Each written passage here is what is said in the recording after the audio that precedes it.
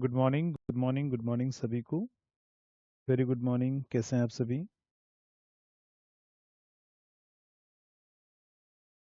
चलिए, तो जल्दी से बताएंगे सभी को आवाज़ आ रही है? Audible, visible, everything perfect? ठीक है, एक बार कंफर्म कर लीजिए। तो स्टार्ट किया जाए।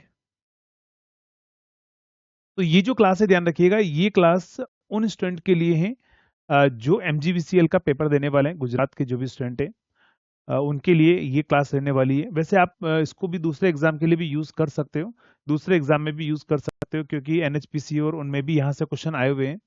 कुछ एडवांस पावर सिस्टम में कुछ ऐसे टॉपिक्स जो नॉर्मली हम नॉर्मल जो जनरेशन ट्रांसमिशन डिस्ट्रीब्यूशन में नहीं पढ़ते हैं, वो चीज़ हम यहाँ पर पढ़ने वाले हैं ना। तो जितने भी MGVCL का पेपर देने वाले उन स्टूडेंट को मैं बता देता हूँ कि देखो, जितना कॉमन पोर्शन है जिन्होंने स्पेशल बेस लिया है, तो कॉमन पोर्शन मतलब जनरेशन ट्रांसमिशन डिस्ट्रीब्यूशन, वो आपके बीच में रिकॉर्डेड फॉर्म में भी अपलोड कर दिया गया है। और आपका जो लाइव भी चलेगा, कब से? 20 से, यानी कि मंडे से आपका लाइव भी चलेगा। जिस भी फॉर्मेट में आप पढ़ना चाहो वो आपके ऊपर डिपेंड करता है, आपको रिकॉर्डेड में पढ़ना है या आपको लाइव में पढ़ना है। मशीन जो है वो आपका उसके अगले वीक से मशीन भी आपका शुरू हो जाएगा ना। तो मशीन भी आपका शुरू हो जाएगा। तो मशीन, पावर सिस्टम और एडवांस पावर सिस्टम, ये 3 सब्जेक्ट चलेंगे जो आपके सिलेबस का सबसे मेजर पोर्शन है। उसके बाद में एक बेसिक इलेक्ट्रिकल है, एक कंट्रोल सिस्टम है और एक मेजरमेंट है। ये 3 और आपके पास में आएगा। यूटिलाइजेशन है, तो यूटिलाइजेशन है, वहां से भी क्वेश्चन पूछ लिए जाते हैं, तो वो भी आपका अपलोड मतलब रिकॉर्डेड फॉर्म में पूरा अपलोड कर दिया जाएगा। कंट्रोल अभी अपलोड नहीं होगा शायद, वो आज आपका कंट्रोल भी अपलोड कर दिया जाएगा उसके अंदर। ठीक है, ठीक है, तो सारी चीजें आपके बेस में अपलोड कर दी जाएगी। बस आप इस कंटेंट को फॉलो करते रहिएगा। मैं आपको बोल रहा हूँ कि आपको इससे बेस्ट कंटेंट जो है,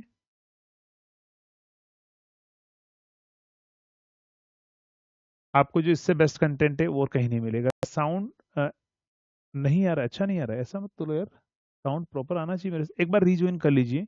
जिनका साउंड प्रॉपर नहीं आ रहा है उनको एक बार रिज्वाइन कर लीजिए। एक बार रिज्वाइन कर लो, साउंड अगर कोई दिक्कत आ रही तो। चलिए, तो हम स्टार्ट कर रहे हैं आज का जो सबसे पहला टॉपिक, जो एडवांस पावर सिस्टम में आपके पास अलग अलग टॉपिक दे रखे हैं। उनमें से एक टॉपिक जहां से आपके एग्जाम में लास्ट टाइम भी क्वेश्चन आए थे, वो है हमारे पास में सबस्टेशन। सबस्टेशन से ध्यान रखिएगा, आपके एग्जाम में लास्ट टाइम भी क्वेश्चन आए थे। और कहां से, कौन से वाले सबस्टेशन से? एक क्वेश्चन तो आपका आता है सबस्टेशन क्लासिफिकेशन में से, और दूसरा क्वेश्चन आता है हमारे पास में जो है GIS सबस्टेशन। ठीक है, अगर आप देखोगे तो गैस इंसुलेटेड सबस्टेशन के लास्ट टाइम जो है 2 से 3 क्वेश्चन जो है वो देखने को मिले थे आपके पास में गुजरात वाले पेपर्स के अंदर। तो ध्यान रखिएगा, हम सारी चीजें पढ़ेंगे इसके अंदर। GIS सबस्टेशन पढ़ेंगे, ठीक है, indoor substation, outdoor substation, substation classification, सारी चीजें अपन इस चैप्टर में पढ़ने वाले हैं ना। तो आज का पहला चैप्टर हमारा रहेगा एडवांस पावर सिस्टम के अंदर सबस्टेशन। तो यहां पर अपन बात करते हैं सबसे पहले क्लासिफिकेशन के बारे में। क्लासिफिकेशन के बारे में बात करते हैं। क्लासिफिकेशन, क्लासिफिकेशन किसके बेस्ड पर? ध्यान रखना, classification based on, classification based on nature of duties. क्या होता है हमारे पास में? नेचर ऑफ ड्यूटीज के रिस्पेक्ट में अगर हम बात करें, नेचर ऑफ ड्यूटीज के रेस्पेक्ट में अपन किस तरीके से क्लासिफाइड करेंगे सबस्टेशन को। नेचर ऑफ ड्यूटीज के रेस्पेक्ट में कोई बताएगा? नेचर ऑफ ड्यूटीज के रेस्पेक्ट में अपन कैसे कैसे क्लासिफाइड करते हैं? तो नेचर ऑफ ड्यूटीज के रेस्पेक्ट में अगर हम बात करें, हाँ आ सकता है, ऐसा नहीं है कि नहीं आता है, आ सकता है। GIS के गुजरात वाले पेपर के अलावा भी कुछ पेपर में आए हुए हैं, तो आ सकता है। देखो, मॉडर्न चीजें जो चल रही है ना, मॉडर्न पावर सिस्टम, धीरे धीरे एग्जामिनर भी उस डायरेक्शन में मूव हो रहा है, तो आप पढ़ सकते हो, ऐसी कोई दिक्कत नहीं। नॉलेज हमेशा काम ही आता है ना, कहीं बेकार नहीं जाता है। ठीक है, चलिए, तो अगर हम बात करें नेचर ऑफ ड्यूटीज के रेस्पेक्ट में क्लासिफिकेशन होता है, पहला होगा हमारे पास में प्राइमरी। पहला क्या होगा हमारे पास में? Primary substation, primary substation, primary substation. आप मुझे बताएंगे प्राइमरी सबस्टेशन क्या होता है? जल्दी से बताओ। प्राइमरी सबस्टेशन जो है वो हमारे पास में क्या होता है? प्राइमरी सबस्टेशन क्या होता है?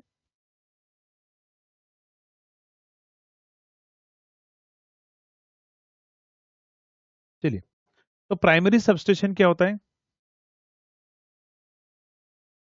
हाँ, सब पढ़ेंगे अपन यहाँ पर, GIS हाइब्रिड सब कुछ पढ़ेंगे। प्राइमरी सबस्टेशन वो होता है जहां पर जैसे अपन जनरेटिंग स्टेशन के जो पास में लगाते हैं ना, जनरेटर के पास में जो 11 केवी और 33 केवी को क्या करता है, स्टेप अप करता है। तो जो सबस्टेशन कहां पर जनरेटिंग स्टेशन के पास में लगा होता है वो होता है हमारा प्राइमरी सबस्टेशन। जो हमारे पास में क्या होगा, जल्दी से बताओ, स्टेप अप होगा या स्टेप डाउन होगा? पहला हमारे पास में क्या है, प्राइमरी सबस्टेशन क्या होगा हमारे पास में, तो ये ध्यान रखिएगा, ये होता है स्टेप अप सबस्टेशन। क्या होता है, स्टेप अप जो है और वो सबस्टेशन हमारे पास में रहेगा। स्टेप अप क्या होगा हमारे पास में, सबस्टेशन जो है वो रहेगा। तो प्राइमरी सबस्टेशन जो है ये हमारे पास में क्या है, स्टेप अप सबस्टेशन है। फर्स्ट पॉइंट लिख दीजिएगा, it is a step up substation. It is a step up, it is a क्या होगा हमारे पास में, step up substation. It is a step up substation, तो ये स्टेप अप सबस्टेशन होता है। And it is constructed, it is constructed कहां पर, ध्यान रखना, near to generating station, near to generating station, near to generating station. तो ये कहां पर बनाया जाएगा, ध्यान रखना, जनरेटिंग स्टेशन के पास में बनाया जाएगा। अगला इंपॉर्टेंट पॉइंट लिखना, यहां पर लिखना, step up it step up voltage of 11 केवी और 33 केवी टू 765 765 और 400, मतलब जो भी रिक्वायर्ड वोल्टेज हमारे पास में होता है एटसेट्रा, उसमें पर ये क्या करता है, स्टेप अप करने का काम करता है।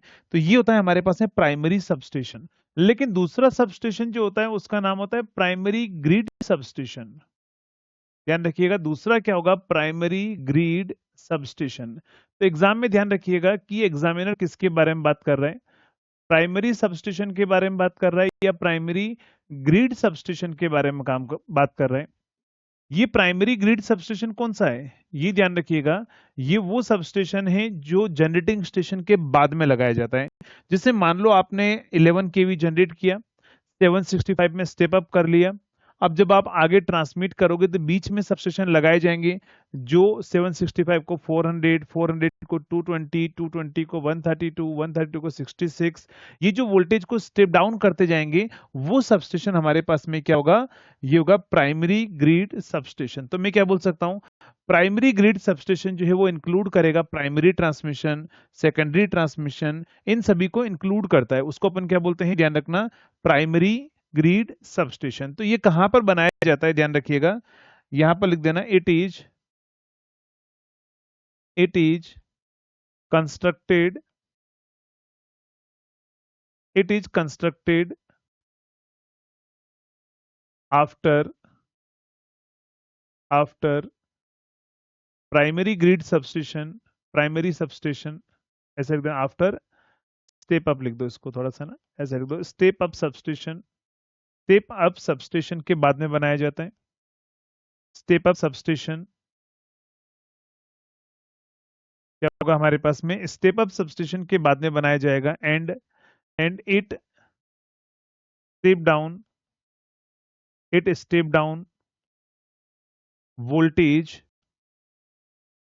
It step down voltage into कहां पर, ध्यान रखिएगा, या step down voltage from 765 KV to 765 KV to 400 KV, 220 KV, 132 KV and etcetera.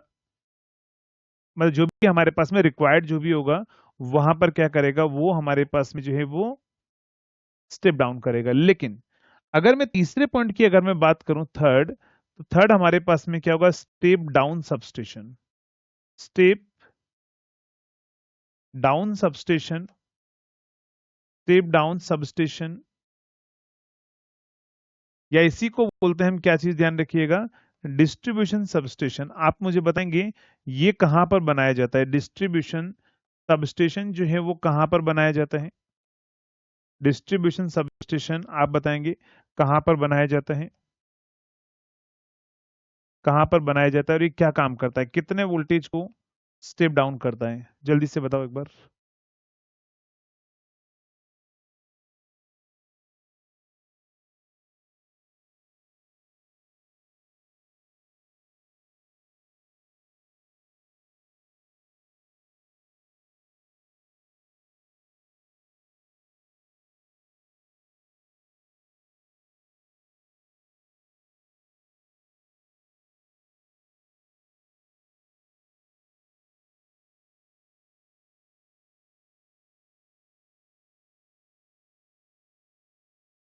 चलिए, तो ये क्या काम करता है ध्यान रखना, ये कहां पर बनाया जाता है?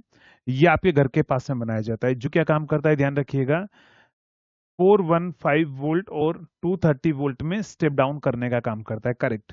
ये क्या काम करेगा, आपके घर के पास में बनाया जाएगा, डिस्ट्रीब्यूशन एंड पर बनाया जाएगा, नियर टू लोड बनाया जाएगा हमारे पास में। तो यहां पर लिख दीजिएगा, it is constructed near to load, it is constructed,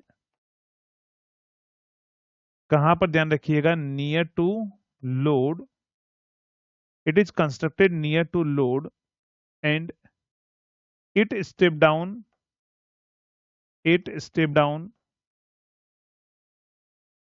11 kV into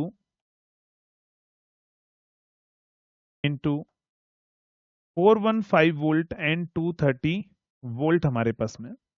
चलिए, तो यहां पर क्या करेगा, ये स्टेप डाउन करेगा 415 वोल्ट एंड 230 वोल्ट। आप ये बताएंगे नोट्स आप साथ में बना रहे हो या फिर बाद में लिखोगे?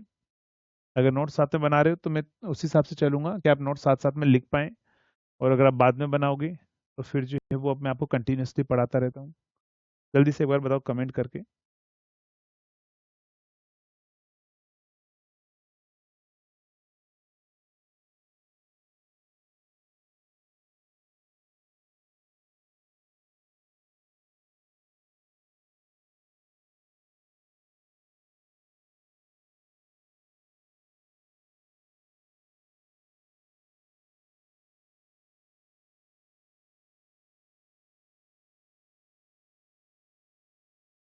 जल्दी से बताओ, बाद में लिखोगे? ठीक है, चलो अपन आगे बढ़ते हैं। नेक्स्ट होगा, हेडिंग लिखिएगा substation classification, substation classification, substation classification based on voltage, operating voltage, operating voltage. चलिए, तो ऑपरेटिंग वोल्टेज के रेस्पेक्ट में अपन सबस्टेशन को किस तरीके से क्लासिफाइड करते हैं? तो ऑपरेटिंग वोल्टेज के रेस्पेक्ट में सबस्टेशन को क्लासिफाइड किया जाता है, ध्यान रखिएगा। पहला होता है हमारे पास में, पहला होता है हाई वोल्टेज सबस्टेशन, पहला होगा high voltage substation, high voltage substation, high voltage substation. Second होगा हमारे पास में extra high voltage substation, extra high voltage substation, extra high voltage substation. और नेक्स्ट होगा थर्ड हमारे पास में अल्ट्रा हाई वोल्टेज सबस्टेशन। क्या होगा हमारे पास में? Ultra high voltage substation. तो ये वोल्टेज के रेस्पेक्ट में हम तीन तरीके से क्लासिफाइड करेंगे, high voltage, extra high voltage and ultra high voltage substation. आप मुझे बताएंगे हाई वोल्टेज सबस्टेशन में वोल्टेज की रेंज कितनी होती है? जल्दी से बताओ।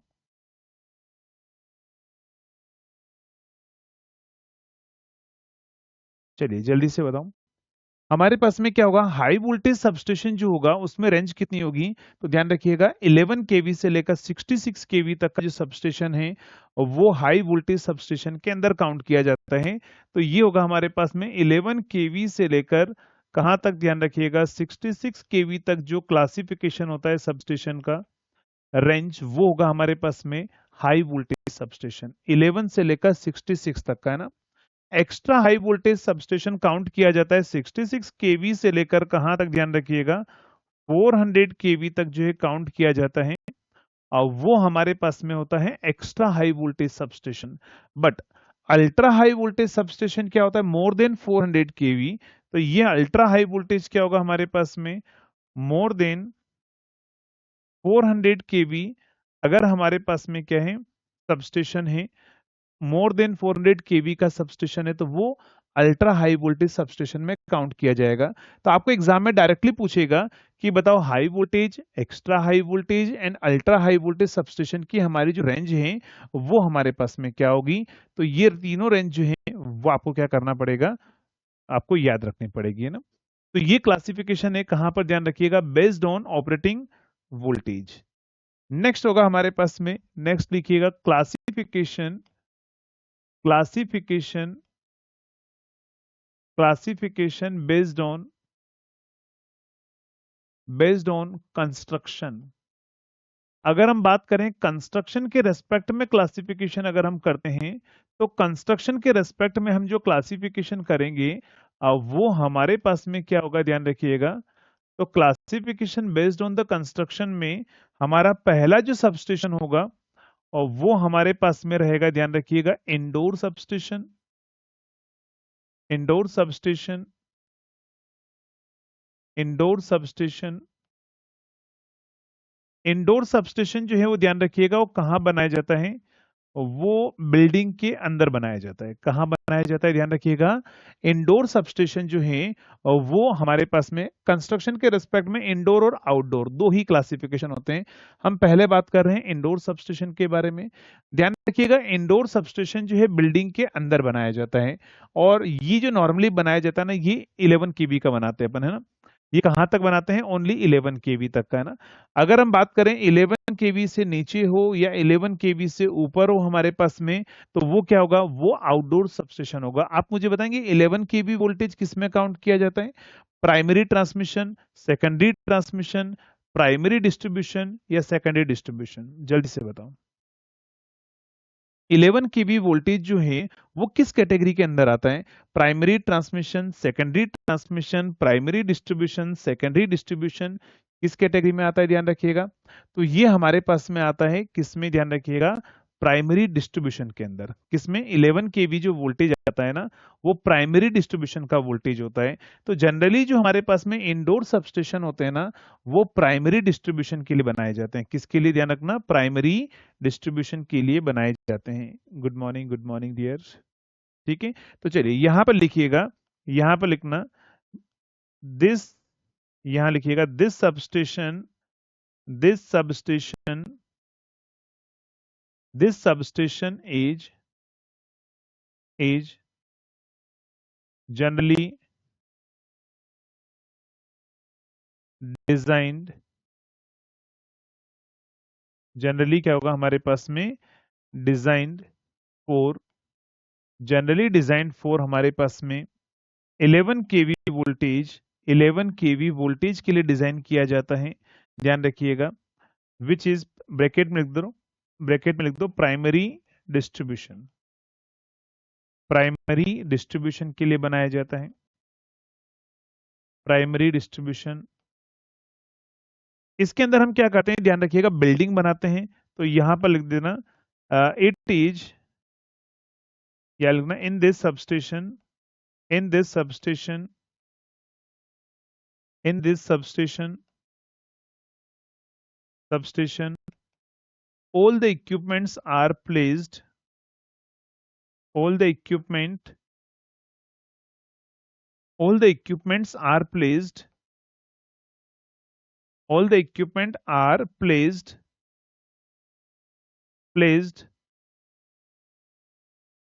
inside the building, inside building। तो ध्यान रखना, बिल्डिंग के अंदर रखे जाते हैं। कहां पर रखे जाते हैं?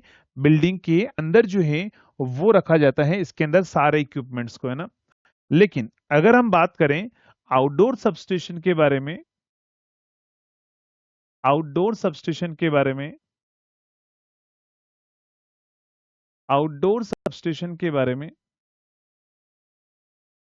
आउटडोर सबस्टेशन के बारे में, तो आउटडोर सबस्टेशन जो है वो प्राइमरी ट्रांसमिशन हो, सेकेंडरी ट्रांसमिशन हो और सेकेंडरी डिस्ट्रीब्यूशन हो, ध्यान रखिएगा तीनों चीजें आउटडोर ही बनाई जाती है। जैसे आपके घर के पास में देखोगे तो आप मुझे तो बिल्डिंग के अंदर ट्रांसफार्मर रखा हुआ है या पोल के अंदर रखा हुआ, पोल पर रखा हुआ है, कहां पर रखा हुआ है, जल्दी से बताओ।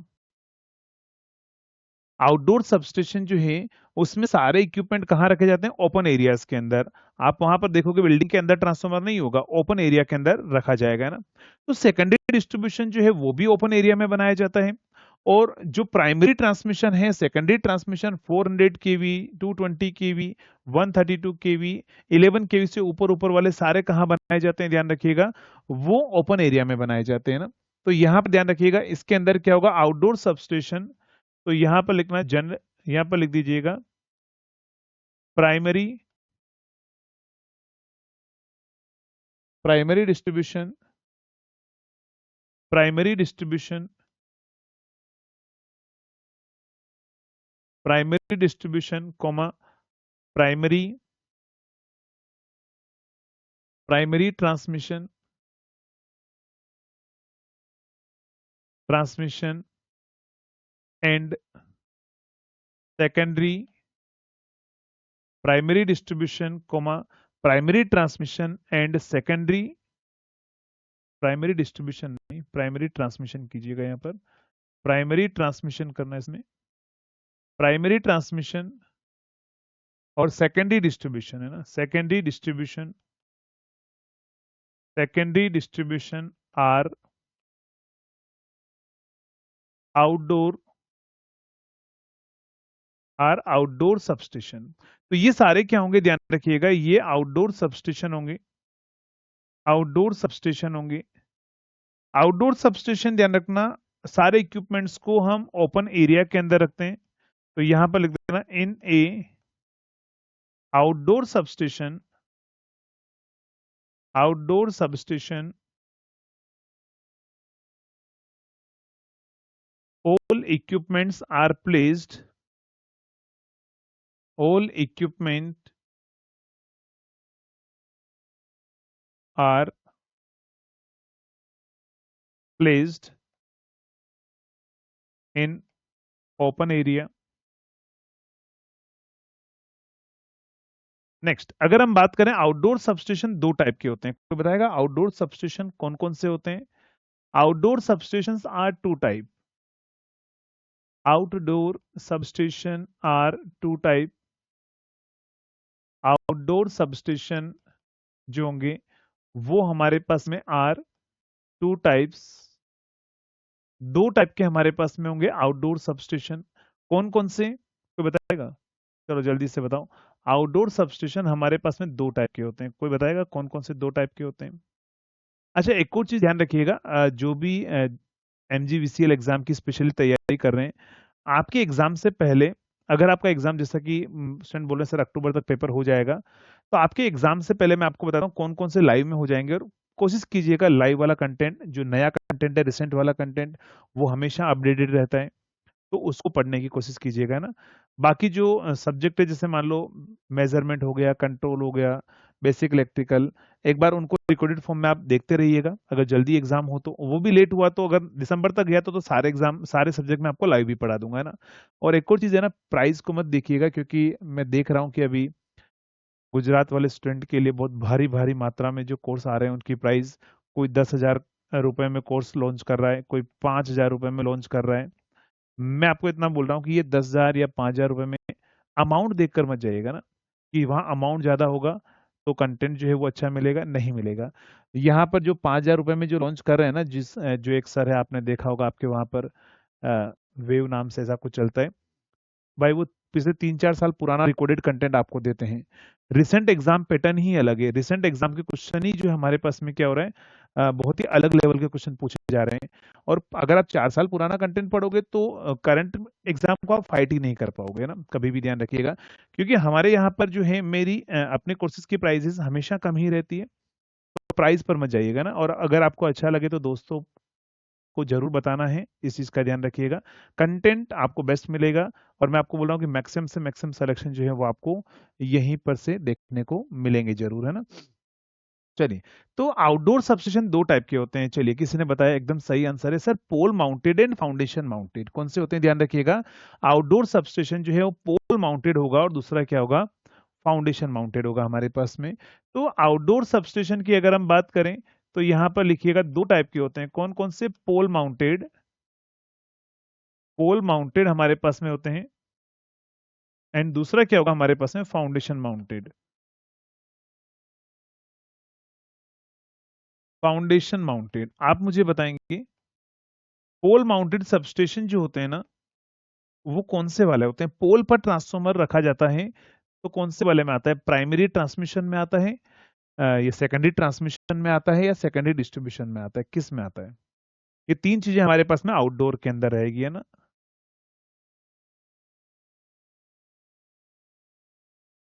को एक्सेल टेबल वाला टॉपिक जो है, मैं आपको एक आध दिन का टाइम दो, मैं आपको उसका वीडियो बनाकर जो है वो शेयर कर दूंगा, है ना। यूट्यूब पर डाल दूंगा, नहीं तो एप्लीकेशन में भी डाल देंगे उसको, है ना। करेक्ट। मैथ्स जो है वो सर ने बोला कि 3 दिन का उनका वो पड़ा हुआ बचा हुआ है, जो आपका चल रहा है कौन सा, पॉलिटी। 3 दिन का पॉलिटी खत्म होने के बाद मैथ्स शुरू होगा, है ना। पॉलिटी 3 दिन बाद खत्म होगा, उसके बाद मैथ्स शुरू होगा। चलो, तो आगे बढ़े। तो ध्यान रखिएगा, पोल माउंटेड सबस्टेशन जो होते हैं वो सेकेंडरी डिस्ट्रीब्यूशन सबस्टेशन होते हैं। तो यहां पर लिख दीजिएगा कि secondary distribution substation are, secondary distribution, secondary distribution substation are, secondary distribution substation are क्या होगा हमारे पास में, पोल माउंटेड।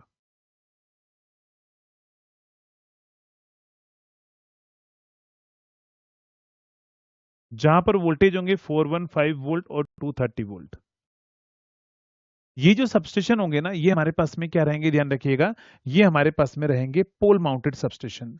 अगर हम बात करें यहां पर, तो आप मुझे बताएंगे कितनी रेटिंग तक का जो हम ट्रांसफॉर्मर, कितनी केवीए रेटिंग तक का जो ट्रांसफॉर्मर है हम पोल पर रखते हैं।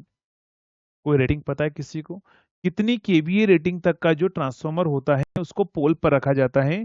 तो ध्यान रखिएगा, केवीए रेटिंग में अगर मैं बात करूं तो हमारे पास में 25 केवीए, 125 केवीए और मैक्सिमम से मैक्सिमम 250 केवीए। इससे ज्यादा रेटिंग का ट्रांसफॉर्मर कभी भी पोल माउंटेड नहीं बनाया जाता है ना। तो पोल माउंटेड सबस्टेशन जो होता है वो मैक्सिमम 250 केवीए का रखा जाता है। करेक्ट आंसर है। तो यहां पर लिख दीजिएगा, रेटिंग ऑफ ट्रांसफॉर्मर जो होगी ना, इसके अंदर रेटिंग ऑफ ट्रांसफॉर्मर, तो जो ट्रांसफॉर्मर हम बनाएंगे उनकी जो रेटिंग होगी वो 25 केवीए होगी, 125 केवीए होगा, and and up to 250 KVA होगा लास्ट। इसके बियॉन्ड नहीं होता है।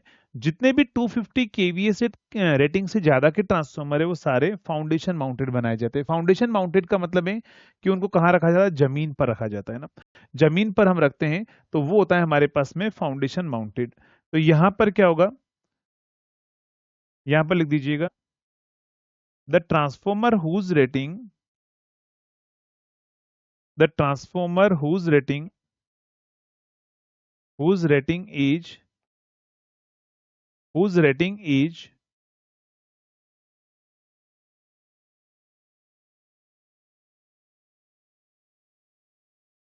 more than 250 kVA, more than 250 kVA are foundation mounted, foundation mounted.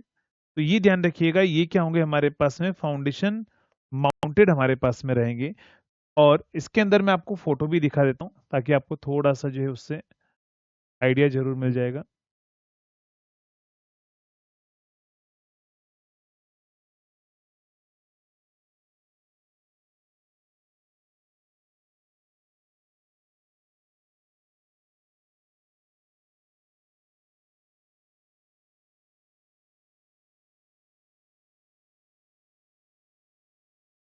ये आप लोगों ने देखा होगा, आपके घर के आसपास में लगा होता है ट्रांसफार्मर, देखा है आप लोगों ने। ये हमारे पास में क्या है, ये पोल माउंटेड में आएगा हमारे पास में। तो ये जो सबस्टेशन है, ये जो सबस्टेशन है, ये क्या होगा ध्यान रखिएगा, ये होगा पोल माउंटेड। तो ये जो डायग्राम है ये किसका है, ये ध्यान रखिएगा, ये होता है पोल माउंटेड। जो आप अपने घर के पास में पोल पर आप देखते हैं, तो ये होता है पोल माउंटेड सबस्टेशन। अगर हम बात करें यहाँ पर, अच्छा पोल माउंटेड सबस्टेशन का स्ट्रक्चर जनरली कौन सा होता है, एच टाइप स्ट्रक्चर होता है, ध्यान रखिएगा। आपने देखा होगा ना, दो आपके पास में पोल लगाए जाते हैं, उनके बीच में एक लाइन लगा कर रखा जाता है, एच टाइप सबस्टेशन। देखो जैसे ये लाइन और यहाँ पर मिक्स कर देते हैं, एच बन जाता है ना। तो एच टाइप सबस्टेशन हमारे पास में होता है। ये जो सबस्टेशन है जिसमें देखो ट्रांसफार्मर कहाँ रखा गया है, नीचे रखा हुआ है ना। तो ट्रांसफार्मर को जब नीचे रखेंगे तो इस तरह का जो सबस्टेशन हमारा बनेगा, ये होगा फाउंडेशन माउंटेड।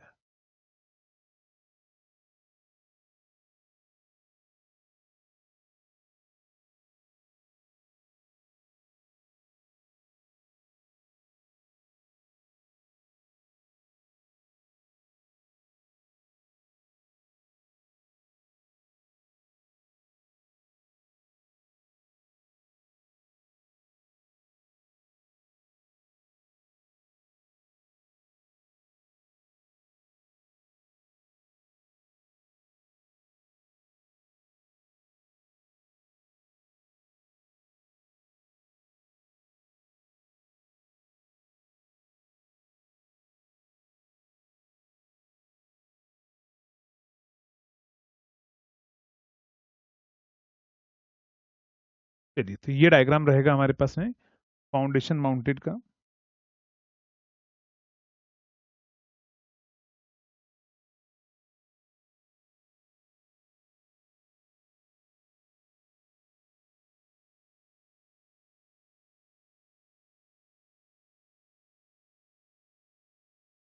ये हमारे पास में क्या है, ये जो डायग्राम है ध्यान रखना, ये है फाउंडेशन माउंटेड। क्या है हमारे पास में, फाउंडेशन माउंटेड, फाउंडेशन माउंटेड हमारे पास में ना। देखा है आप सभी लोगों ने, क्या बोल रहे हो डियर।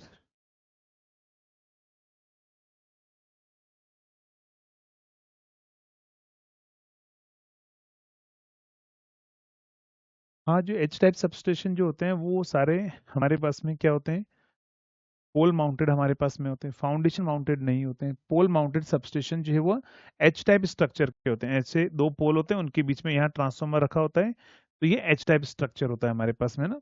तो ध्यान रखिएगा, यहाँ पर लिख दो, अगर आपसे कभी पूछ लिया जाए कि पोल माउंटेड सबस्टेशन का जो स्ट्रक्चर होता है, स्ट्रक्चर जो होता है वो एच टाइप होता है। इसके अंदर क्या होता है, स्ट्रक्चर जो होता है वो हमारे पास में क्या होता है, एच टाइप स्ट्रक्चर हमारे पास में रहेगा। क्या रहेगा, एच टाइप जो है वो स्ट्रक्चर हमारे पास में होता है, किसके अंदर, पोल माउंटेड सबस्टेशन के अंदर।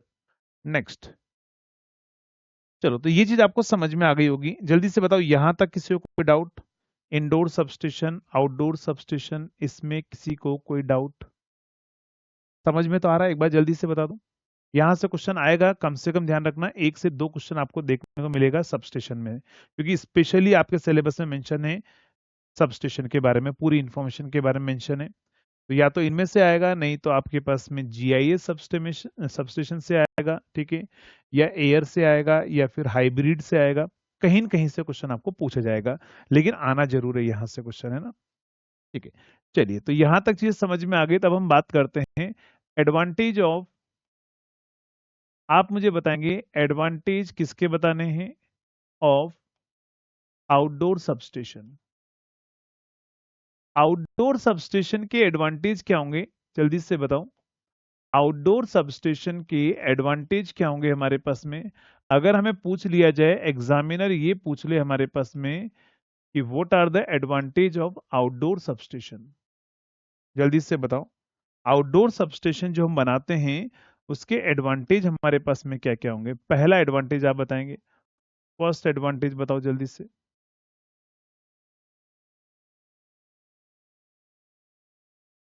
ठीक है, चलिए तो आप मुझे बताएंगे आउटडोर सबस्टेशन जो आपने बाहर देखा है उसके क्या क्या फायदे हैं।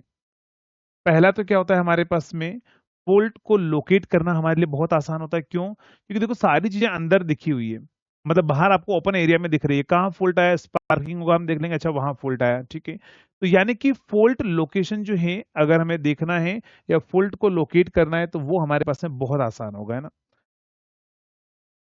हाँ करेक्ट। फॉल्ट जो हमारे पास में इजी फॉल्ट डिटेक्शन हमारे पास में होगा।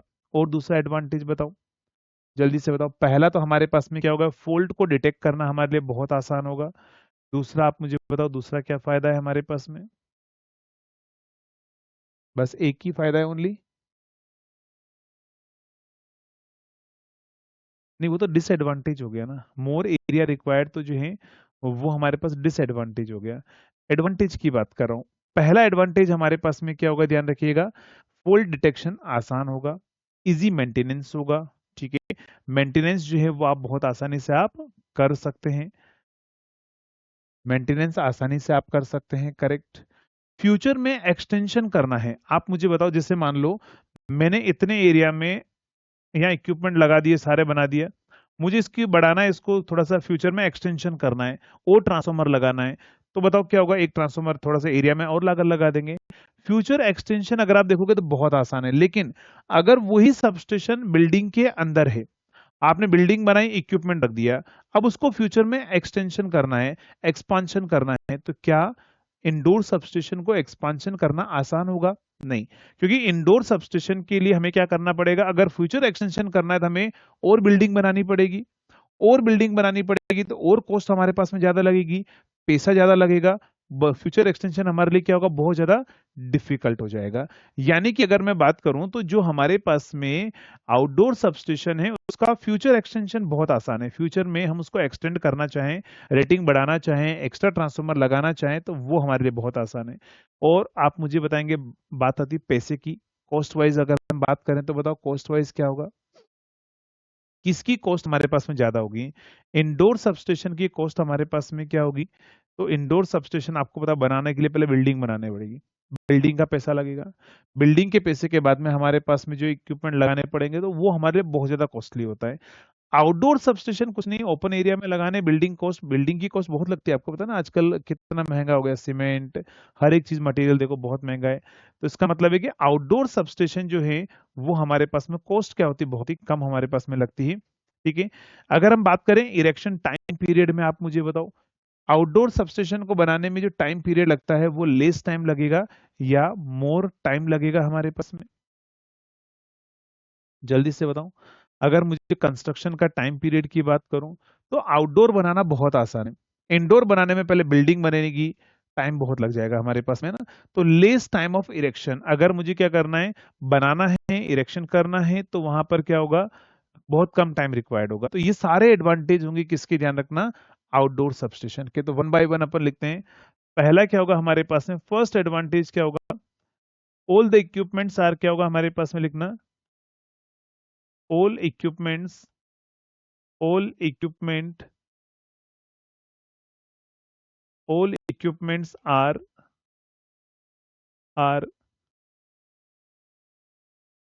within व्यू पॉइंट, सारे दिखाई देते हैं हमारे पास में व्यू पॉइंट। सो फॉल्ट डिटेक्शन, तो फॉल्ट डिटेक्शन, तो फॉल्ट डिटेक्शन इज इजियर, सारे इक्विपमेंट हमारे पास में विद इन व्यू होते हैं, हम देख सकते हैं, इसलिए फॉल्ट डिटेक्शन हमारे पास में इजी होगा। दूसरा हमारे पास में क्या होगा, less cost required, less cost required, required in outdoor substation, outdoor substation,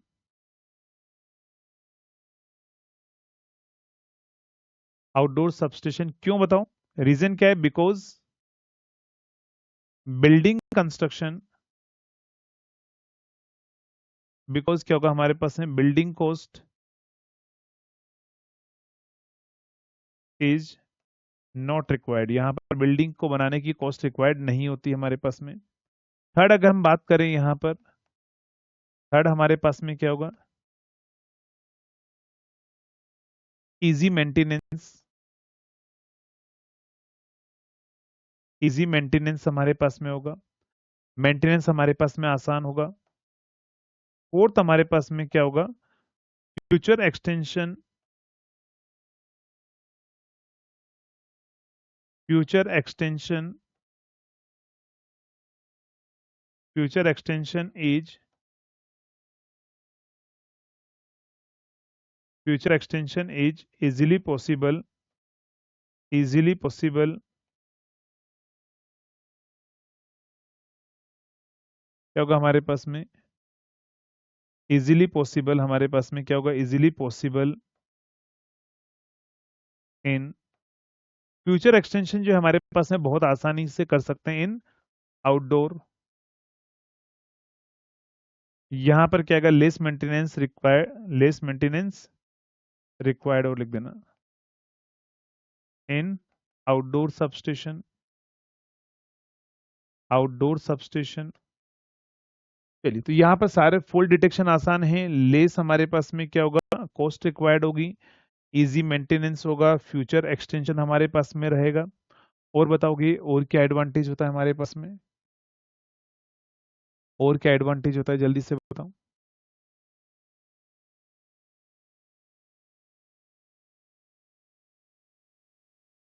less time, correct, less time required. Next होगा फिफ्थ, हमारे पास में क्या होगा, फिफ्थ लिखिएगा, less, less time is required,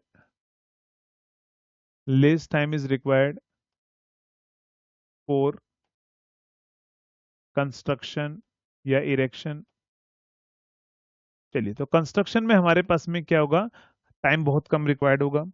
लेकिन अब हम बात करते हैं डिसएडवांटेज के बारे में, डिसएडवांटेज के बारे में आप मुझे बताओगे डिसएडवांटेज क्या होगा। तो एक थोड़ा सा एरिया ज्यादा रिक्वायर्ड होगा,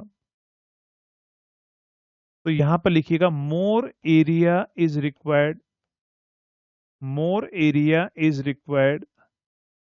पहली चीज तो जमीन ज्यादा चाहिए हमारे पास में। दूसरा, दूसरा डिसएडवांटेज क्या है बताओ, दूसरा डिसएडवांटेज क्या है बताओ जल्दी से।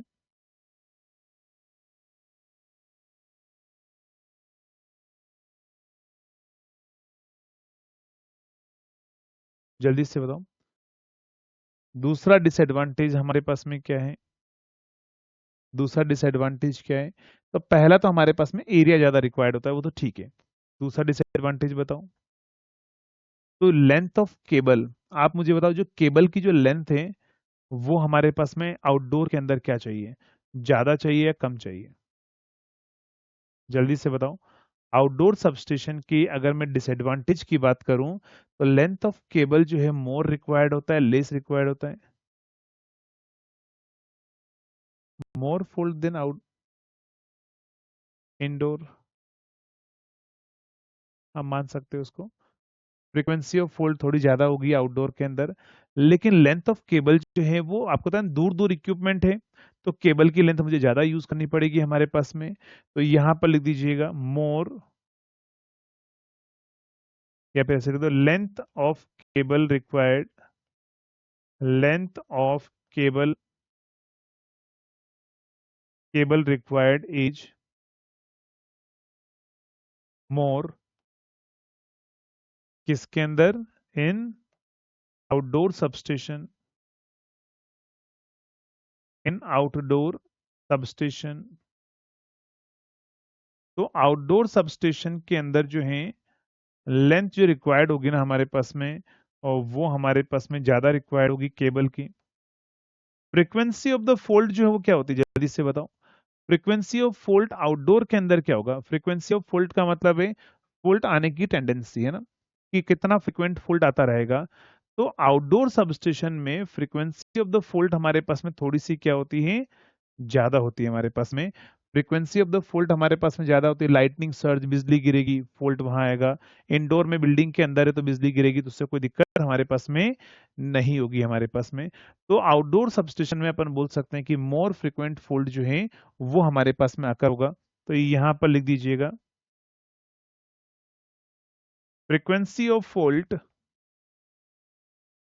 frequency of fault is more in outdoor में फ्रीक्वेंसी ऑफ द फॉल्ट हमारे पास में ज्यादा होती है। और बताओ और क्या डिसएडवांटेज है आउटडोर सबस्टेशन का, जल्दी से बताओ। आउटडोर सबस्टेशन का और क्या डिसएडवांटेज है? तो आउटडोर सबस्टेशन का एक और डिसएडवांटेज है कि ड्यूरिंग बैड वेदर कंडीशन, बारिश हो रही है, तो आप मुझे बताओ क्या बेड वेदर कंडीशन में ओपन सबस्टेशन हमारे पास में है, क्या आप वहां पर जाकर मेंटेनेंस कर पाएंगे? क्या आप सप्लाई को हमारे पास में जो है वो रिज्यूम कर पाएंगे? नहीं। तो हमारे पास में क्या होगा during rainy season, bad weather condition, ठीक है, हम क्या कर सकते हैं वहां पर फोल्ड क्लियर नहीं कर सकते या फिर कोई भी काम नहीं कर सकते अपन, है ना। तो ये भी हमारे पास में क्या होगा, एक डिसएडवांटेज होगा। ठीक है, चलिए। तो यहां पर क्या होगा हमारे पास में during bad weather condition, during rainy season, rainy season, rainy season और बेड वेदर कंडीशन, ठीक है, bad weather condition, bad weather condition क्या होगा हमारे पास में, we cannot do, we cannot do, we cannot do maintenance, ठीक है, तो हम मेंटेनेंस नहीं कर सकते, ध्यान रखिएगा। ड्यूरिंग बेड वेदर कंडीशन हम क्या कर सकते हैं, हम मेंटेनेंस नहीं कर पाएंगे। ये हमारे पास में क्या होगा, इसका एक और ड्रॉबैक हमारे पास में रहेगा। तो लिखिए सारे ड्रॉबैक एक बार जल्दी से लिखो।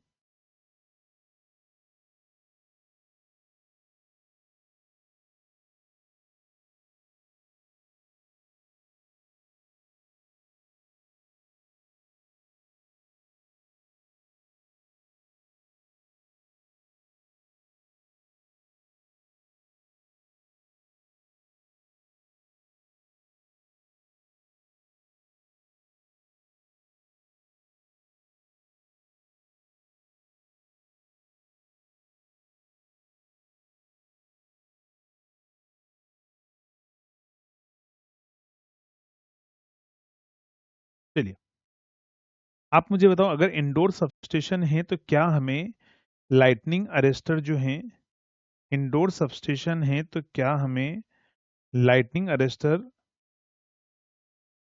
लगाना जरूरी है?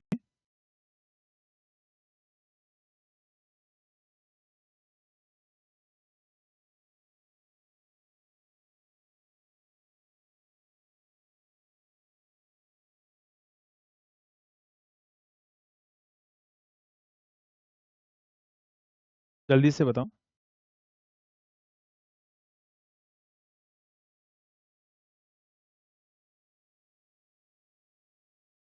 अगर हमारे पास में लाइटनिंग अरेस्टर लगाना जरूरी है, नहीं, इंडोर में लाइटनिंग अरेस्टर नहीं चाहिए, लेकिन आउटडोर सबस्टेशन में लाइटनिंग अरेस्टर की नीड हमारे पास में होगी, है ना। तो यहाँ पर एक और पॉइंट लिख दो इसके अंदर, यहाँ पर फिफ्थ और लिख देना एक पॉइंट और इसी के अंदर करके, है ना, इसी का डिसएडवांटेज ये यहाँ पर लिखना, इन outdoor substation, outdoor substation lightning arrestor, lightning arrestor is required, lightning arrestor is required। तो उसकी वजह से कॉस्ट हमारे पास में बढ़ेगी, ठीक है। लाइट मतलब कॉस्ट, वो वाला कॉस्ट नहीं बोल सकते, ओवरऑल कॉस्ट तो कमी होगी हमारे पास में, लेकिन हाँ आप इसको ऐसे रखो, कॉस्ट मत कंसिडर करो। लाइटनिंग अरेस्टर की नीड होती है हमारे पास में, बट इंडोर के अंदर हमारे पास में नहीं होती, क्योंकि बिल्डिंग के अंदर अगर हमारे पास में होगा तो वो नहीं चाहिए हमारे पास में ना। हाँ, indoor is not required. Outdoor substation जो है वो हमारे पास में लाइटनिंग अरेस्टर की रिक्वायरमेंट होगी। तो यहां तक किसी को कोई डाउट? यहां तक अभी तक हमने जो पढ़ा है उसमें किसी को कोई डाउट? चलो, एक चीज और, आपको एग्जामिनर यहां पर एग्जाम में क्वेश्चन पूछता है कि अगर मान लो मुझे सबस्टेशन बनाना है, तो सबस्टेशन बनाने के लिए हमारे पास में कौन कौन से हमारे पास में फैक्टर हम देखेंगे? तो यहां पर लिखना selection for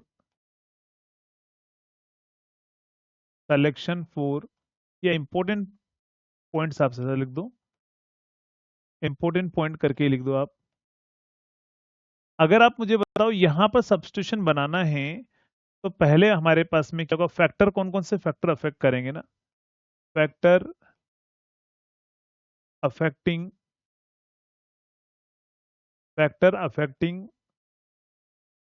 construction of substation. आप मुझे बताओ सबस्टेशन अगर आपको बनाना है तो कौन कौन से फैक्टर जो है वो आपके पास में अफेक्ट कर सकते हैं, जल्दी से बताओ। आप एक सबस्टेशन बनाने जा रहे हो, किन किन चीजों का ध्यान रखोगे? ये कॉमन सेंस की चीजें जो आप बहुत आसानी से क्या कर सकते हैं, बता सकते हैं थोड़ा सा सोच के। अगर आप सबस्टेशन बना रहे हो तो आपको पता है अगर छोटा सबस्टेशन बनाना है तो कम एरिया चाहिए, ज्यादा बड़ा सबस्टेशन बनाना है तो ज्यादा एरिया चाहिए हमारे पास में। यानी कि पहला हमारे पास में जो जमीन की जो रिक्वायरमेंट होगी हमारे पास में वो हमारे लिए मोस्ट इंपोर्टेंट होगा। तो यहां पर लिख दीजिएगा पहला हमारे पास में फैक्टर होगा कि कितनी जमीन हमारे पास में रिक्वायर्ड होगी, जमीन रिक्वायर्ड कितनी होगी। जैसे मान लो अगर आपसे बोल दिया जाए कि 400 केवी का सबस्टेशन बनाना है, बताओ कितनी जमीन रिक्वायर्ड होती है। अवे फ्रॉम पॉपुलेटेड एरिया नहीं, वो तो away from the populated area तो अपन न्यूक्लियर पावर प्लांट बनाते हैं। सबस्टेशन तो जितना पास का पास बनाए ना आपके पास में तो उतना ज्यादा अच्छा रहता है। ठीक है, ऐसा नहीं कि मतलब अवे फ्रॉम बनाना ही बनाना जरूरी है, नहीं।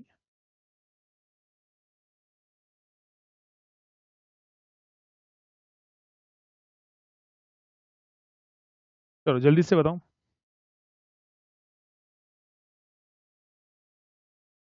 तो 400 केवी सबस्टेशन अगर आपको बनाना है, ध्यान रखिएगा 400 केवी सबस्टेशन अगर आपको बनाना है, सबस्टेशन अगर आपको बनाना है तो 50 एकड़ जमीन चाहिए आपको, है ना। 50 एकड़ जमीन चाहिए आपको। 220 केवी सबस्टेशन अगर आपको बनाना है तो ध्यान रखिएगा आपको 25 एकड़ जमीन चाहिए आपको। और अगर आपको 132 केवी सबस्टेशन अगर आपको बनाना है तो आपको क्या चाहिए, ध्यान रखिएगा 10 एकड़ जमीन चाहिए।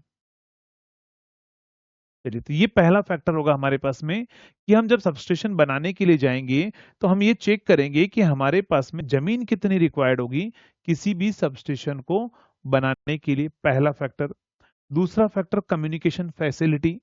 आपको पता है कि जब मान लो अगर सबस्टेशन हमने ऐसी जगह ले जाकर बना दिया जहां तक रोड ही नहीं है, अब वो बड़े बड़े ट्रांसफॉर्मर को हम किसी इक्विपमेंट किसी व्हीकल्स में रखकर जो है वहां तक पहुंचाने के लिए पता लगा कि हमारे पास रोड नहीं बनी हुई है तो उसको वहां तक हम पहुंचा नहीं पा रहे हैं, ट्रांसपोर्ट की फैसिलिटी नहीं है, तो वो भी हमारा एक फैक्टर क्या करेगा, अफेक्ट करेगा। तो यानी कि कम्युनिकेशन फैसिलिटी जो होती है ना वो भी हमारे पास में क्या करती है, अफेक्ट करती है किसको, ध्यान रखिएगा किसी भी सबस्टेशन को बनाने के लिए ना। तो यहां पर लिख दीजिएगा दूसरा हमारे पास में क्या होगा, कम्युनिकेशन कम्युनिकेशन फैसिलिटी की अगर हम बात करें, कम्युनिकेशन फैसिलिटी जो होता है ना हमारे पास में और वो भी हमारे पास में मोस्ट इंपॉर्टेंट है। मतलब कम्युनिकेशन फैसिलिटी का मतलब अपन बात करें ट्रांसपोर्ट के बारे में बात करें ना, ट्रांसपोर्ट फैसिलिटी क्या होगा हमारे पास में, ट्रांसपोर्ट फैसिलिटी की हम बात करेंगे कि ट्रांसपोर्ट फैसिलिटी जो है वो अवेलेबल है या फिर नहीं है हमारे पास में। और बताओ और कौन से फैक्टर अफेक्ट करेंगे, और बताओ। ग्रिड कनेक्टिविटी वो सारा, ग्रिड कनेक्टिविटी तो ठीक है वो ज्यादा फैक्टर नहीं है। हम मैंने क्या बोला, बनाने के लिए जब आप एक सबस्टेशन बना रहे हो तो आपको कौन कौन सी चीजों की जरूरत पड़ेगी वो बात कर रहा हूं मैं। एक तो जमीन की रिक्वायरमेंट होगी, एक ट्रांसपोर्ट या कम्युनिकेशन फैसिलिटी हमारे पास में चाहिए, और वो हमारे पास में और क्या रिक्वायर्ड होगा, नहीं वो नहीं है। लेबर कॉस्ट जो है वो कि ज्यादा इंपॉर्टेंट फैक्टर नहीं है बनाने के लिए, हमारे पास में लेबर कॉस्ट कोई ज्यादा इंपॉर्टेंट फैक्टर नहीं है। एक हमारे पास में क्या होगा, कौन सा सबस्टेशन आप बना रहे हो, site of substation, atmospheric condition, ठीक है, साइट ऑफ सबस्टेशन। यहाँ पर तीसरा होगा हमारे पास में टाइप ऑफ सबस्टेशन, लिख दो types of substation. Types of substation कौन सा बना रहे हो, वो भी मोस्ट इंपॉर्टेंट फैक्टर है आपको साइट सिलेक्शन करने के लिए। अगर आप डिस्ट्रीब्यूशन सबस्टेशन बना रहे हो तो बताओ कहाँ बनाओगे, नियर टू लोड सेंटर बनाओगे। अगर आप जनरेटिंग स्टेशन बना रहे हो तो कहाँ बनाओगे, नियर टू द जनरेटर आप बनाओगे आपके पास में। तो यानी कि हमारे पास में टाइप्स ऑफ सबस्टेशन भी अफेक्ट करेगा कि हमारे पास में साइट सिलेक्शन करना है मुझे कि कहाँ पर मैं बनाऊं, किस लोकेशन पर बनाऊं। ठीक है, दूसरा हमारे पास में एटमॉस्फेरिक कंडीशन भी हमारे पास में बहुत मैटर करती है। एटमॉस्फेरिक कंडीशन, एटमॉस्फेरिक कंडीशन जो है वो भी हमारे पास में क्या करेगी, ध्यान रखिएगा, वो भी बहुत ज्यादा क्या करती है, इंपैक्ट करेगी हमारे पास में डिजाइनिंग में। फिफ्थ अगर मैं बात करूं, अगला important point type of substation, atmospheric condition. आप मुझे बताओ, अगर मान लो आपने सबस्टेशन बनाना शुरू किया, आपने वहां कंस्ट्रक्ट कर दिया जहां पर बाढ़ का पानी आता हो, ठीक है, यानी कि पता लगा कि आपके पास में जो है वो बाढ़ आई, बाढ़ की वजह से आपके इक्विपमेंट ट्रांसफार्मर सारे पानी के अंदर डूब गए, क्या आप ऐसी लोकेशन पर आप सबस्टेशन बनाना चाहेंगे? जल्दी से बताओ, आप सबस्टेशन क्या बनाना चाहेंगे जहां पर प्रॉपर ड्रेनेज फैसिलिटी ना हो? नहीं बनाना चाहेंगे ना, हम वहां बनाना चाहेंगे कि बारिश आए, कितनी बाढ़ बाढ़ आ जाए, कोई दिक्कत नहीं है, हमारा सबस्टेशन पानी के अंदर नहीं डूबना चाहिए ना। इसीलिए जनरली आपने देखा होगा सबस्टेशन जो है वो एक हायर हाइट की लोकेशन पर बनाया जाता है, जो थोड़ा सा ऊपर होता है, प्रॉपर ड्रेनेज फैसिलिटी हमारे पास में रहनी चाहिए ना। करेक्ट, तो यहां पर आप क्या लिखेंगे, तो यहां पर लिखिएगा drainage facility. Drainage facility, drainage facility जो है वो हमारे पास में क्या होगा, प्रॉपर रिक्वायर्ड होगी। तो ये सारे फैक्टर हमारे पास में अफेक्ट करेंगे साइट सिलेक्शन के लिए, फैक्टर अफेक्टिंग द कंस्ट्रक्शन, या फिर यहाँ पर ब्रैकेट में साइट सिलेक्शन भी लिख देना, साइट सिलेक्शन। साइट सिलेक्शन करना है ना हमारे पास में, तो साइट सिलेक्शन के लिए ये सारे फैक्टर जो हैं वो अफेक्ट करेंगे, फिर हम जाकर लोकेशन डिसाइड करेंगे कि अच्छा हमें यहाँ बनाना चाहिए लोकेशन के अंदर, है ना। तो ये सारी चीजें आपको ध्यान रखिएगा, याद रखनी है, एग्जाम में एग्जामिनर पूछ सकता है। वैसे सबसे ज्यादा इंपॉर्टेंट ये है, डेटा वाइज पूछे गए हैं एग्जाम में बहुत बार। नेक्स्ट, अब हम बात करते हैं आगे नेक्स्ट टाइप के सबस्टेशन पर। यहाँ पर एक और क्लासिफिकेशन होता है हमारे पास में सबस्टेशन का, वो होता है जीआईएस सबस्टेशन होता है हमारे पास में, एयर सबस्टेशन होता है हमारे पास में, और हाइब्रिड सबस्टेशन हमारे पास में होता है। तो पहले मैं बात कर रहा हूं कहां पर, ध्यान रखना, G I S substation. GIS substation जो होता है ना, वो हमारे पास में, जीआईएस की फुल फॉर्म क्या होती है हमारे पास में, जीआईएस की फुल फॉर्म होती है गैस इंसुलेटेड सबस्टेशन। जीआईएस की फुल फॉर्म क्या होगी, ध्यान रखिएगा, तो जीआईएस की जो फुल फॉर्म होगी वो रहेगी हमारे पास में गैस इंसुलेटेड सबस्टेशन। अच्छा, आज आप इसको रिवाइज करके जरूर आइएगा, जितने भी क्वेश्चन पूछे गए हैं सबस्टेशन के ऊपर वो कल मैं आपको प्रैक्टिस भी करा दूंगा। एमजीवीसीएल में आए हैं या एचपीसीएल के अंदर भी आए हुए हैं, जितने भी एग्जाम में क्वेश्चन आए हुए हैं सबस्टेशन से रिलेटेड, तो वो सारे मैं कल आपको प्रैक्टिस भी कराऊंगा, है ना। तो कल आप रिवीजन करके आइएगा इस टॉपिक का। चलो, तो अपन बात करते हैं यहाँ पर। अच्छा ये बताओ एक बार, स्पीड तो नहीं लग रही है ना, स्पीड तो नहीं लग रही है, एक बार ये चीज बता दो कि बाद में आप बोलो सर आप बहुत स्पीड से पढ़ा रहे थे। स्पीड तो नहीं लग रही है, वो तो बता देना, थोड़ा कम कर देंगे हम।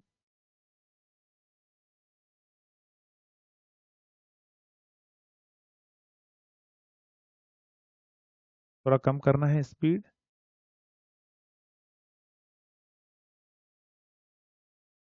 नहीं लग रही है? अगर लग रही है तो बता देना, थोड़ा सा कम कर देंगे स्पीड, है ना। चलिए, तो हम बात करते हैं कहां पर, जी आई एस सबस्टेशन पर। जीआईएस की फुल फॉर्म होगी हमारे पास में gas insulated substation. Gas insulated, gas insulated substation, gas insulated substation. ध्यान रखिएगा, गैस इंसुलेटेड सबस्टेशन जो होते हैं ना, उसमें जो गैस यूज की जाती है वो कौन सी गैस होती है, तो यहाँ पर ध्यान रखिएगा, पहली चीज तो सर ये क्यों बनाया जा रहा है। सर हमारे पास में ओपन एरिया के अंदर इंडोर आउटडोर सबस्टेशन हो गए, सर इसकी क्यों नीड पड़ रही है। तो एक्चुअली क्या होता है कि आप मुझे बताओ, अगर मैं बात करूं हाई वोल्टेज के अंदर, हाई वोल्टेज सबस्टेशन मतलब प्राइमरी ट्रांसमिशन हो, प्राइमरी डिस्ट्रीब्यूशन हो, और मेट्रो सिटीज हो। आपको पता है मेट्रो सिटी में जमीन कितनी महंगी है, बहुत महंगी है जमीन। अगर मैं बात करूं जहां पर मैं अभी नोएडा में हूं, एक फ्लैट है 2 BHK 70 लाख का, 3 BHK फ्लैट है 1 CR से नीचे कोई है ही नहीं हमारे पास में। आप सोचिए एक 3 BHK फ्लैट की लोकेशन कितनी जमीन होती है, बहुत कम होती है। अब अगर मान लो यही मुझे 220 kV का सबस्टेशन बनाना हुआ, 400 kV का सबस्टेशन मुझे मेट्रो सिटीज में बनाना हुआ, इतनी जमीन लेनी पड़ेगी आपको पता है उसको बनाने के लिए। और उतनी जमीन अगर हम लेंगे तो आपको पता है पैसा हजारों करोड़ रुपए के अंदर तो सिर्फ जमीन का पैसा लग जाएगा। अब इतने हजार करोड़ रुपए जमीन का पैसा लगाकर अगर मान लो कोई सबस्टेशन बनाएगा, तो ऑब्वियसली वो उम्मीद करेगा कि भैया ये जो बिजली का बिल है वो हमारे पास में ज्यादा दे। तो यानी कि एक्चुअली क्या होता है कि आउटडोर सबस्टेशन, अगर स्पेशली बात कर रहा हूं जहां पर भी जमीन की कॉस्ट बहुत ज्यादा होती है, वहां पर हमें हाई वोल्टेज सबस्टेशन जो है वो बनाने के लिए बहुत पैसा लग जाएगा, जमीन का पैसा बहुत लग जाएगा। तो वहां पर हम आउटडोर सबस्टेशन नहीं बनाकर आजकल हम बना रहे हैं GIS सबस्टेशन। इसमें क्या होता है, बहुत ही कम स्पेस में हाई वोल्टेज के सबस्टेशन जो है वो बना दिए जाते हैं। तो GIS सबस्टेशन क्या होगा, एक एडवांटेज, एक अल्टरनेट होगा। अल्टरनेट किसका होगा, हाई वोल्टेज सबस्टेशन इन मेट्रो सिटीज जहां पर जमीन की कॉस्ट बहुत ज्यादा है। भाई गांव में कोई दिक्कत नहीं, गांव में तो जमीन बहुत सस्ती होती है, तो वहां तो ले लिया सरकार ने और वहां बना दिया, वहां चल जाएगा, कोई फर्क नहीं पड़ता है ना। तो यहां पर अगर हम बात करें गैस इंसुलेटेड सबस्टेशन के अंदर, फर्स्ट पॉइंट लिखिएगा, in this substation, in this substation, in this substation, in this substation gas field as SF6। कौन सी होती है हमारे पास में, SF6। फुल फॉर्म बताएंगे आप मुझे, SF6 की फुल फॉर्म क्या होती है। SF6 जो गैस है उसकी फुल फॉर्म क्या होती है हमारे पास में, जल्दी से बताओ। SF6 की फुल फॉर्म क्या होती है, जल्दी से बताएंगे। सल्फर हेक्सा फ्लोराइड क्या होती है हमारे पास में, ध्यान रखिएगा। Sulphur hexa fluoride. चलिए, तो यहाँ पर क्या होता है, सल्फर हेक्सा फ्लोराइड जो है वो हमारे पास में गैस हम यूज करते हैं। और ये जनरली कहाँ बनाए जाते हैं, तो यहाँ पर लिखिएगा, this type of substation is, this type of substation, this type of substation is constructed, constructed where, constructed in metro cities, metro cities where, where cost of किसकी, ध्यान रखिएगा, जमीन, यानी कि लैंड इज वेरी हाई। बहुत ज्यादा cost अगर हमारे पास में होती है ना जमीन की, तो वहां पर हम GIS सबस्टेशन जो है और वो हम बनाते हैं। क्या करते हैं हम इसमें, GIS सबस्टेशन जो है और वो हम बनाएंगे। In this type of substation, this type of construction metro cities where the cost of land is very high हमारे पास में होता है। इसका डायग्राम क्या होता है वो मैं आपको डायग्राम भी दिखा देता हूँ ना। इसका जो डायग्राम क्या होता है वो मैं आपको दिखा देता हूँ। ये हमारे पास में क्या होगा, ये होगा GIS सबस्टेशन का डायग्राम।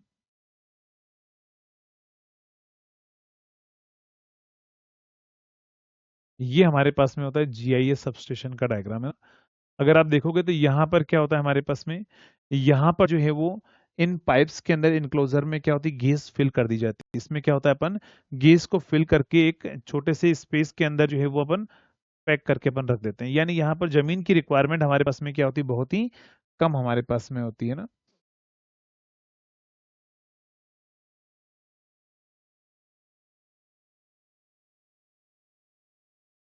प्योर सबस्टेशन कौन सा है? नॉर्मल आपके आउटडोर सबस्टेशन में नहीं है, ये तो गैस इंसुलेटेड सबस्टेशन अलग ही है। ये इस तरीके से बनाए जाते हैं, यहाँ पर ऐसे गैस फिल कर दी जाती है इसके अंदर। ठीक है, तो ये होते हैं गैस इंसुलेटेड सबस्टेशन हमारे पास में। अगर हम इसके कुछ एडवांटेज और डिसएडवांटेज की बात कर लेते हैं, आप मुझे बताओ इसका एडवांटेज क्या है, इनके क्या क्या एडवांटेज हमारे पास में हो सकते हैं और क्या क्या डिसएडवांटेज हमारे पास में हो सकते हैं। क्या क्या एडवांटेज और क्या क्या डिसएडवांटेज हो सकते हैं। चलो, तो इसके एडवांटेज की अगर हम बात करें, इसके एडवांटेज की बात कर लेते हैं अपन थोड़ी सी। ध्यान रखिएगा, पहला एडवांटेज हमारे पास में क्या होगा, गैस इंसुलेटेड सबस्टेशन के पहला एडवांटेज क्या होगा हमारे पास में, earth metal enclosure make the safe working environment. पहला तो क्या है हमारे पास में, मैंने क्या बोला, एक इनक्लोजर में इसको रख दे देंगे, पैक करके रख दिया जाएगा, तो एक तो सेफ वर्किंग हमारे पास में रहेगी। क्या होगा, वर्किंग हमारे पास में क्या रहेगी, सेफ रहेगी। नेक्स्ट होगा हमारे पास में क्या होगा, कंपार्टमेंटल हमारे पास में जो इनक्लोजर है of live part make the very reliable system due to the reduced disruption of insulation system, है ना। यहाँ पर क्या होता है हमारे पास में, ये ज्यादा रिलायबिलिटी होती है हमारे पास में, क्योंकि इंसुलेशन के अंदर हमारा डिस्ट्रप्शन, यानी कि डिस्ट्रप्शन को आप ऐसा बोल सकते हो डिस्टर्बेंस, है ना, वो हमारे पास में नहीं होता है। तो यहाँ पर ध्यान रखना, ज्यादा रिलायबल हमारे पास में होता है। नेक्स्ट अगर हम बात करें, by reducing the distance between active and non active switch gear parts less space is required, ये ऑलरेडी मैं आपको बता चुका हूं। ठीक है, ये एआईएस क्या है, एयर इंसुलेटेड सबस्टेशन, जो अभी हम बात करेंगे इसके आगे। एआईएस की फुल फॉर्म क्या है, मैं यहां पर लिख देता हूं। एआईएस की फुल फॉर्म क्या होगी, AIS, air insulated substation, air insulated substation. Air insulated substation के कंपैरिजन में हमारे पास में जो है वो क्या होगा, वो हमारे पास में जमीन की जो रिक्वायरमेंट होगी, स्पेस जो रिक्वायरमेंट होगा, वो हमारे पास में बहुत कम होगा। दिस कम्स इन द हैंडली एंड डेंसिटी पॉपुलेटेड एरिया, मैंने क्या बोला, जहां पर भी डेंसिटी पॉपुलेटेड एरिया है, जमीन के कॉस्ट बहुत ज्यादा है हमारे पास में, ठीक है, वहां पर हम बनाते हैं। देखो यहाँ पर ये बोल रहा है मिनिमम रिक्वायरमेंट, अगर हम बात करें एयर इंसुलेटेड सबस्टेशन के लिए, एयर इंसुलेटेड सबस्टेशन के लिए 47,000 मीटर स्क्वायर हमारे पास में एरिया रिक्वायर्ड होता है हमारे पास में। लेकिन वाइल अगर हम बात करें सेम पावर पर, बात कर रहे हैं सेम पावर पर, इसमें ओनली 532 ओनली हमारे पास में मीटर स्क्वायर एरिया ही हमारे पास में चाहिए। अब आप सोचिए कितना कम एरिया चाहिए, बहुत ही, सेम पावर की बात कर रहे हैं। सेम पावर अगर आप एयर इंसुलेटेड बनाओ तो आपको एरिया चाहिए कितना, 47,000 मीटर स्क्वायर आपको एरिया चाहिए। लेकिन वही अगर आप क्या करोगे, जीआईएस बनाओगे, गैस इंसुलेटेड सबस्टेशन, एआईएस क्या होगा, ध्यान रखिएगा, एयर इंसुलेटेड सबस्टेशन होगा, जीआईएस होगा गैस इंसुलेटेड सबस्टेशन, उसका एरिया ओनली 523 मीटर स्क्वायर हमारे पास में चाहिए। तो ये एग्जाम में डायरेक्टली आपको एग्जामिनर पूछेगा, डेटा ध्यान रखिएगा, है ना। Highest element is approximately 20 metre. देखो यहां पर अगर हम बात करें किसके अंदर, एयर इंसुलेटेड के अंदर, एयर इंसुलेटेड सबस्टेशन में जो हाईएस्ट एलिमेंट होगा ना, वो 28 मीटर पर होगा। लेकिन जीआईएस के अंदर ओनली 11 मीटर पर हमारे पास में रहेगा, ध्यान रखिएगा। तो हाइट भी हमारे पास कम चाहिए, कहां पर, 400 केवी सबस्टेशन पर। अगर आप एक 400 केवी सबस्टेशन बनाते हैं तो उनके एरिया की बात करें या उसकी हाइट की बात करें, बहुत कम चाहिए हमारे पास में।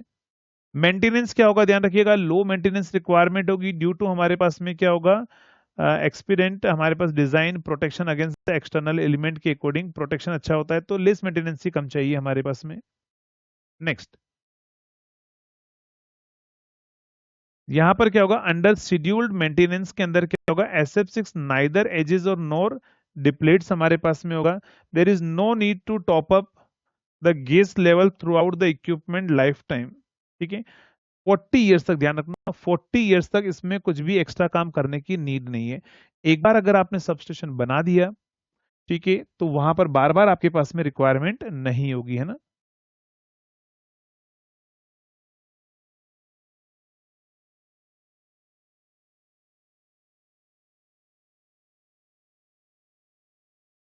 हाँ बना सकते हैं, लेकिन वहाँ बनाएंगे नहीं अपन, क्योंकि वहाँ जमीन हमारे पास में क्या होगा, फिर जमीन की कोई सस्ती मिल जाएगी, तो हमारे पास में क्या होगा,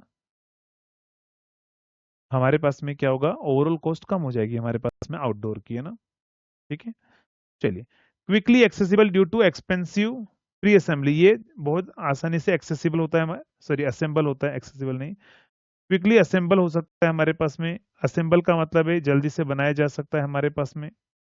ठीक है, तो क्विकली असेंबल होता है हमारे पास में, तो ये सारे क्या होंगे, ध्यान रखिएगा, एडवांटेज होंगे हमारे पास में। नेक्स्ट अगर हम बात कर लेते हैं डिसएडवांटेज के बारे में, नेक्स्ट होगा हमारे पास में डिसएडवांटेज के बारे में। चलिए, तो पहला तो हमारे पास में कॉस्ट ज्यादा होगी, ध्यान रखिएगा, हाई इंस्टॉलेशन कॉस्ट होगी किसके अंदर, जीआईएस के अंदर, compare to air insulated substation.